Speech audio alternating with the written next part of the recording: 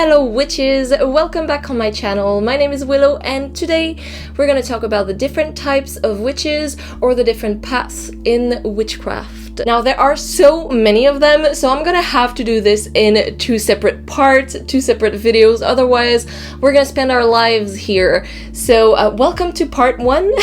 I'm still gonna try to keep the descriptions quite short, so if anything speaks to you, feel free to do your own research on your own after that, or you can also ask me in the comments and maybe I could do a more elaborate video on that specific type of witch, but for now we're gonna keep it quite simple. So some of these paths may sound the same or very similar, and most of the time they are. They simply have a different name because they have more of a specific focus, but there are a lot of bigger categories that have a lot of branches attached to them, so that's perfectly normal. So I want to start by making the distinction between three words that are often used together but can easily be confused, but are all slightly different: witch, pagan, and wiccan. To put it simply, a witch is someone who practices witchcraft in some form. A pagan is someone who follows nature-based beliefs, and they may or may not consider themselves witches. This is a sort of a broad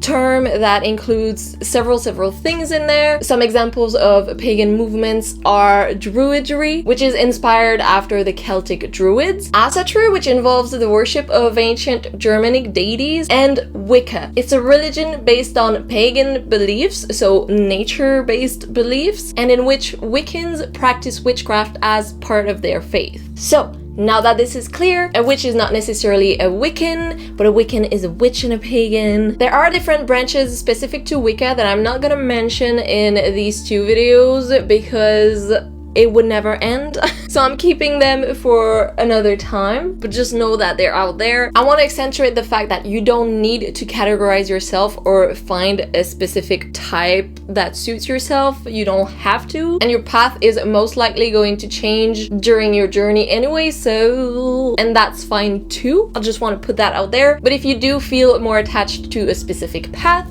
whichever you choose to follow, you may be a solitary witch, meaning that you practice alone, or a coven witch, meaning that you practice in a group of people, often called a coven or a circle. The tricky thing is that you often have to be invited in those, so it's not that easy to be a coven witch. Now some paths may fall in these three categories that are now quite controversial, so some people think they don't really matter at all or not entirely accurate. I'm still gonna name them. So there is the black or dark witch, a witch who practices a left-hand path, as they call it, or black magic or dark magic, and it could sometimes be considered harmful or unethical.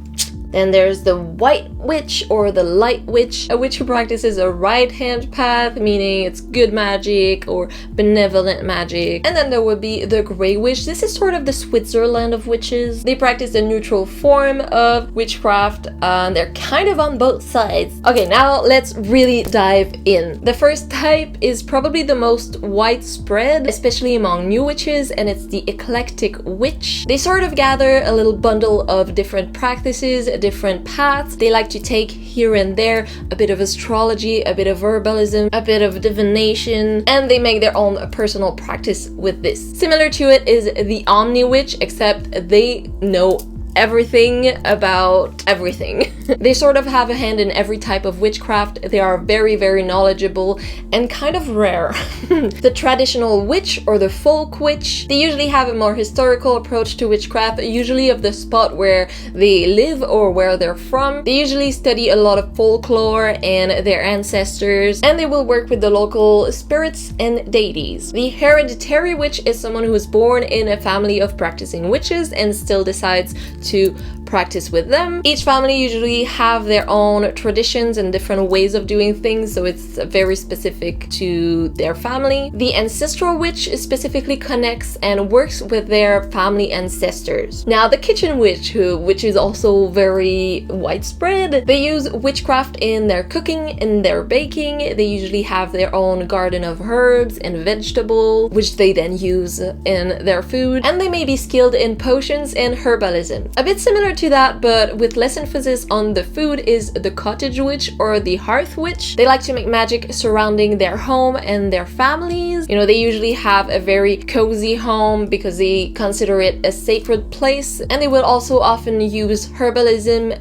especially for healing. The herbal witch is sort of a branch of that path. It's again very similar, but there's a focus on herbs. They're not necessarily used for cooking, but they might grow their own herbs and then use them for burning incense or smudging, brew tea, sprinkle them here and there. There's also specifically the tea witch. It's another branch of that path with a focus on tea. They tend to know a lot about the different properties of every tea, and they will drink different kinds of teas to put themselves in specific states of mind. They may also be inclined to tasseography or the divination by reading tea leaves. And we've talked about growing stuff a lot, so of course there is a specific path called the garden witch. They are witches who like to work a lot with whatever they can grow in their own garden, whether it's plants, herbs, food, or anything from the earth. They like to work with whatever they can grow themselves. The practical witch likes to use their magic for sort of the everyday mundane things. They will do spells for their personal daily life, so whether it is to help themselves sleep better or just help them have a good day at work, small things like this. Now the green witch is a bigger category with a lot of branches attached to it. These witches like to use plants and greenery in their spells and may be very knowledgeable on different species of plants and flowers, wildflowers, maybe wild mushrooms as well. They like to create their own tools with natural materials. They follow seasons as well, and they like to practice outside a lot as much as they can. The hearth witch is often also a green witch, like it sort of goes together, but not always. So part of the green witch branch is the floral witch. Essentially the same thing, but they'll mostly use flowers and grow flowers, know about flowers, and they might use them just like herbs. The crystal witch. Now, although the green witch will most of the time also use crystals and rocks that it finds, the crystal witch more specifically uses only crystals almost, not necessarily plants. They will often use them for meditation. They will carry them around with them, maybe for protection or just for a specific energy they're trying to get from those crystals. And again, they will know a lot about crystals specifically. The animal witch or the creature witch is a witch who works with animals and or creatures. They might be part of a folklore or not. They use their energy for a lot of different things, such as protection as well. They might carry symbols with them, like animal symbols. They may work with either spiritual form or physical form of the said animal or creature. The forest witch is very much like the green witch, except it will take their energy a lot more from trees and forests. They will work with forest and tree spirits, such as the dryads, and work with forest animals as well. Now, since we're talking about locations, there is the sea witch. They take their energy from the sea. For their spells, they usually use seashells, beach sand, rocks that they found on the beach. They often feel connected to water spirits or deities and ancient folklore like sirens and mermaids. From that, I'm assuming could be derived like a river witch or a lake witch, but I haven't found a lot of information on that. But we're gonna come back to that a little later, potentially in video number 2, so stay tuned. The desert witch, also called the witch of the waste. This type of witch likes to work with things coming from the desert, so desert sand, cacti, spirits and animals of the desert. Then we got the swamp witch. They're witches who mainly work, you guessed it, with things from a swamp. So swamp water, swamp spirits, I'm guessing moss, maybe mud as well. The winter witch, someone who usually resides in colder places in the world, places where there's a lot of snow most of the time during the year, so they will tend to use snow in their practice a lot. Snow water and ice water. They might make puppets with snow. They might use the cold wind and winter base, deities and spirits as well. This whole kind of mood. The urban witch is someone who lives in the city and practices in the city. They tend to have their own garden inside in small pots.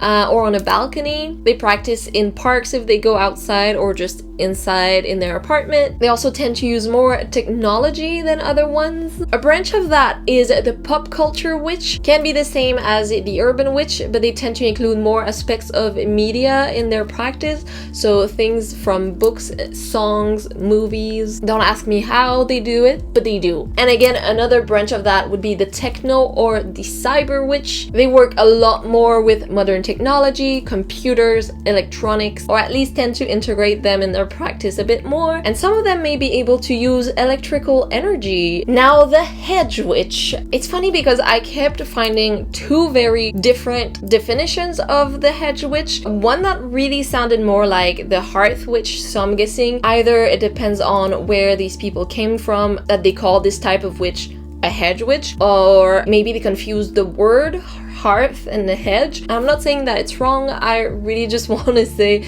that it sounded like the hearth or the cottage witch. But since I've already said it, I'm gonna go with the other definition. So the hedge witch is a witch who jumps between realms and uses magic revolving around the spiritual realm a lot. So they may communicate with spirits, do astral projection, lucid dreaming. They're called hedge witches for their ability to cross the boundary between both worlds. The spirit witch or the medium witch is sort of related to the hedge witch as well. They're witches who can commune with dead spirits of humans, animals, or other entities. Some of them may even be able to connect with spirits of trees and rocks, etc., etc. They tend to use pendulums and spirit boards a lot. There's really a focus on spiritualism. The exorcist witch is usually a hereditary clairvoyant. They will practice exorcism and different kinds of banishment, again, darker entities. The intrinsic witch or the energy witch is a witch who does everything in her head, if that makes sense. They don't need any tools. They will cast circles in their heads and they will use their imagination to cast spells. They tend to do a lot of meditation, visualization, and astral projection sometimes as well. Some of them can potentially do telekinesis and telepathy, so they might be casting a spell right in front of you and you will never know. The shadow witch is sort of a combination between the energy witch and the hedge witch. They will do a lot of shadow work and shadow magic. So they will confront their shadow self, their darker sides and darker pasts, and they will embrace it to turn it into strength and power. Similar to the energy witch, the dream witch is someone who does magic entirely in their dream. So they will practice a lot of lucid dreaming and other dreaming techniques. They are inspired a lot by the moon and nighttime. They may incorporate practices from lunar magic, psychic abilities, hedge magic. The shamanic witch is someone who does shamanic magic. They're usually considered healers and they tend to use altered states of consciousness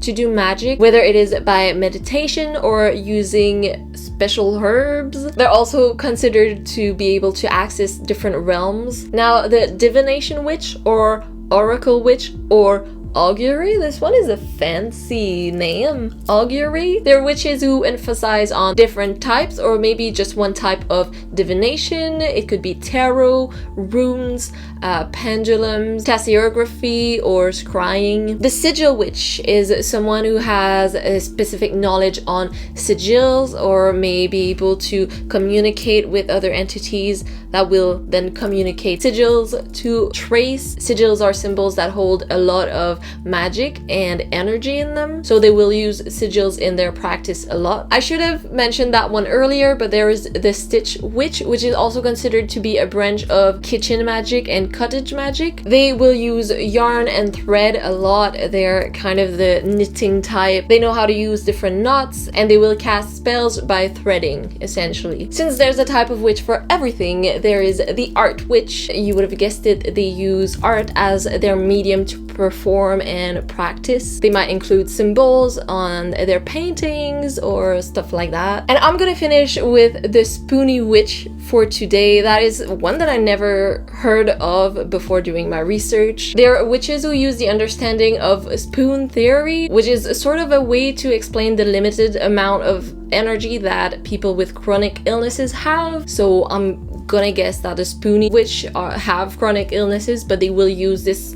understanding and spoons in their work. Now this was 35 types of witches, and there are so many more. So if I haven't named the ones that you were waiting for, they're probably in part 2 that I will be posting very soon. Let me know if you have any questions or if there is a specific path that you would like me to expand on. I would gladly do so. I really hope you liked this video. I hope you found it helpful. If you did, you can subscribe to my channel. That would be nice. You can like this video and you can share it with your witchy friends. I will try to do the second part very soon.